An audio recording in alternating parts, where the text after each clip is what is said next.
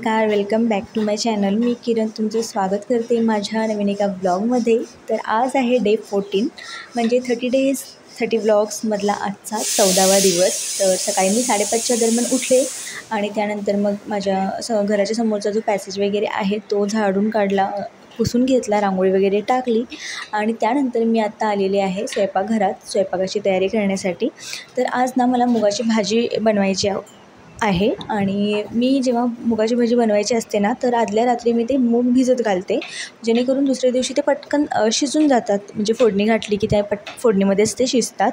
पण अनफॉर्च्युनेटली मी जे आहे रात्री विसरले आणि मग आता मला ना एक्स्ट्रा 3 ते 4 शिट्ट्या जे आहेत कुकरला काढून घ्यायच्या आहेत। सो तिथेच मी बाजूला जे आहे कुकर लावून दिलेला आहे। त्याचबरोबर आता कांदा टमाटर जे आहे चिरून घेते आहे आणि आज मी लाल तिखट घालणार नाही आहे, हिरवी मिरची घालून बनवणार आहे। कारण मिस्टरांचं थोडंसं तोंड आलं आहे आणि त्यांना तिखट जे आहे जास्त तिखट खायला जात नाही आहे आणि माझा जो कांदा लसूण मसाला आहे लाल तिखट जे आहे माझं ते खूप झणझणीत असं आहे। सो म्हटलं राहू देत, आज मिरची घालून बनवूयात आणि तसंही मिरची घालून देखील चविष्टच बनते ती। सो इथे मी कांदा टमाटर लसूण नाही कांदा टमाटर आणि मिरची चिरून घेतलेली आहे आणि बाजूला ठेवून दिली आणि 6 वाजलेले आहेत आणि इथं कूलर जे आहे ऑन आहे आणि मिस्टरना आजकाल इतकी गरमी वाढली त्यामुळे कूलर लावून इथं गॅलरीमध्ये झोपतात। सो मुलीही त्यांच्यासोबत कधी कधी झोपतात। सो आज त्याही एक गॅलरीमध्ये झोपल्या आहे। तर अजून अंधार झालेला आहे, उजेड अजून आलेला नाही आहे, बघू शकता तुम्ही।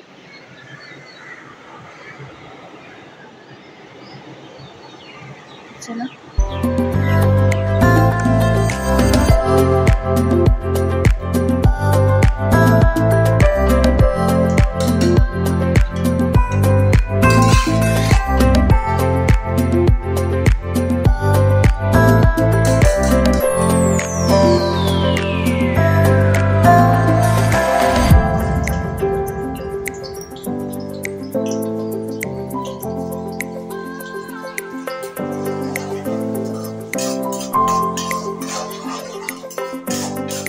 अगदी सोप्या आणि बेसिक पद्धतीने जे आहे मी इथे भाजी बनवते आहे। कांदा टमाटर हिरवी मिरची जी आहे ती फोडणीमध्ये घातलेली आहे, जिऱ्याची फोडणी मी दिली होती आणि त्याचबरोबर यामध्ये आलं लसणाची पेस्ट मी घातली आहे। ॲक्च्युली मी घरीच बनवते आलं लसणाची पेस्ट, असं काही भाजी वगैरे मध्ये घालायची असेल तर, पण आता सध्या हे पॅकेट अवेलेबल होतं सो तेच मी यूज केलेलं आहे। आणि त्यानंतर मग त्यामध्ये हळद आणि मीठ घातलं आणि मस्त ते सगळं शिजल्यानंतर कांदा टमाटर व्यवस्थित शिजल्यानंतर त्यामध्ये हे शिजवलेले मूग जे आहेत ते घातले। आता याच्यापेक्षा ना रात्री भिजवलेले जे मूग असतात ना त्याची चव खूप छान लागते, पण आता ऑप्शन नव्हता सो मी कुकरमध्ये ते शिजवून घेतले होते। चला तर मग आता पटकन चपात्या करून घेते आणि सकाळचं ना आमच्या घरी मोस्टली भाकरीच असते आणि नाईटला म्हणजे रात्रीच्या जेवणासाठी चपाती असते।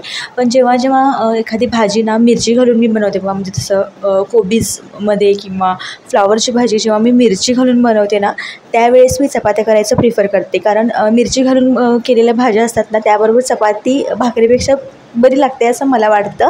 सो कधी जेव्हा कोबीज म्हणा फ्लॉवर म्हणा किंवा मुगाची भाजी म्हणा जेव्हा मिरची घालून बनते ना त्यावेळेस मी चपात्या बनवते। सो चपात्या बनवून घेतल्या। त्यानंतर इकडे बघा मी झाडून पुसून काढत होते, तर इकडे मी खाली म्हणजे तांदळाचा डबा पिठाचा डबा हे सगळं जे आहे ठेवलेलं आहे आणि रोजच्या रोज त्याला हात लागत असतो। आता आपण 10 वेळा ते काढत असतो डबे त्यामुळे सो ते एकदा तिथले सगळे डबे काढून झाडून वगैरे घेतलं, कारण कोपऱ्याला धूळ पडलेली असते त्यासाठी ते एकदा काढून स्वच्छ पुसून वगैरे घेतला। तर ते मला डबे जे आहेत घासायचे आहेत, आता बघू कधी मुहूर्त निघतो। सगळे डबे जे आहेत रिकामे करून ते घासायचे वगैरे आहेत। लवकरच तेही मी करेन, डीप क्लिनिंग करायची आहे किचनची।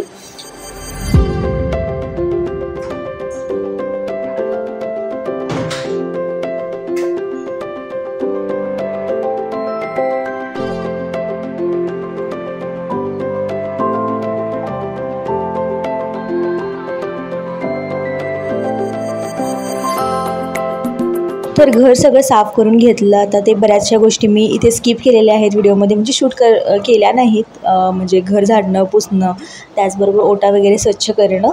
सो त्या सगळ्या गोष्टी आवरून ना मी आंघोळ वगैरे केली आणि त्यानंतर आज गुरुवार होता सो मला देवपूजा देखील करायची होती आणि ही सुंदर अशी बहरलेली फुलं तर खूप छान वाटतं या फुलांना पाहून. आणि अशी मी यांना कोपऱ्यात सरकवलेलं आहे. याचं कारण हेच की मगाशी तुम्हाला मी सांगितलं की जेव्हा जेव्हा गरमी वाढते ना त्यावेळेस मिस्टर आणि मुली जे आहेत कधी कधी बाल्कनीमध्ये झोपतात. तर काल रात्री ते लोक सगळे बाल्कनीमध्ये झोपले होते. सो तेच अंथरूण जे आहे अजून मी काढलेलं नाही आहे, कारण रुही अजून उठली नाही आहे. सो चला मी माझी देवपूजा आवरून घेते. आणि हो, हे जे आमच्या घरासमोर जे झाड आहे ना, आता मागच्या वेळेस मी तुम्हाला विचारलं होतं बघा कमेंटमध्ये की या फुलांना काय म्हणतात. तर बऱ्याच जणींनी कमेंट केली होती की यांना स्वस्तिक फुल असं म्हणतात. सो मीही यांना आता स्वस्तिक फुलच म्हणेन. सो हे झाड म्हणजे या झाडाचं खरंच खूप वैशिष्ट्य आहे. कधीच याला ना कमी फुलं लागत नाहीत. अगदी बहरलेलं असतं झाड नेहमीच. आणि खूप छान देखील वाटतं, प्रसन्न वाटतं त्या झाडाकडे पाहिल्यावर. सो चला माझी देवपूजा आवरते मी आधी.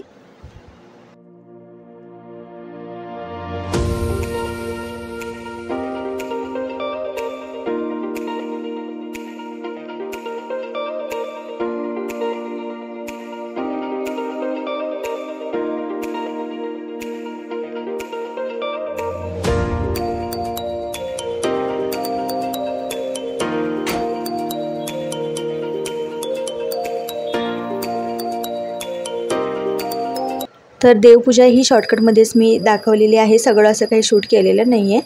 तर देवपूजावरून मी मागेही तुम्हाला सांगितलं होतं बघा, जेव्हा जेव्हा मी देवपूजा करते ना त्यावेळेस मी जे आहे अन्नदेवतेचीही पूजा करते. म्हणजे माझ्या घरची जी शेगडी आहे जिच्यावर आपला स्वयंपाक बनतो त्याचेही पूजन करते, ओट्याचेही पूजन करते. सो आता देवपूजावरून मी तेच करून घेते आहे. आणि खरंच खूप छान आणि प्रसन्न वाटतं या सगळ्या गोष्टी केल्यानंतर. भलेही तुम्ही रेग्युलरली तुम्हाला करायला जमलं नसेल तर जेव्हा जेव्हा तुम्हाला वाटेल ना तेव्हा तुम्ही नक्कीच करून पहा. आणि खूप खूप म्हणजे खूपच पॉझिटिव्ह वाईब्स येतात. आणि घरात तर येतात तर स्वतःच्या मनालाही खूप छान प्रसन्न वाटतं या सगळ्या गोष्टी केल्यामुळे. आणि खरंच नक्की एकदा करून पहा या गोष्टी सगळ्या आणि तुम्हाला नक्कीच फरक जो आहे जाणवेल. तर आजच्या जेवणामध्ये बघू शकता काय काय होतं. तर डायरेक्ट दुपारच्या जेवण मी करणार आहे. सकाळी नाश्ता माझा स्किपच झाला.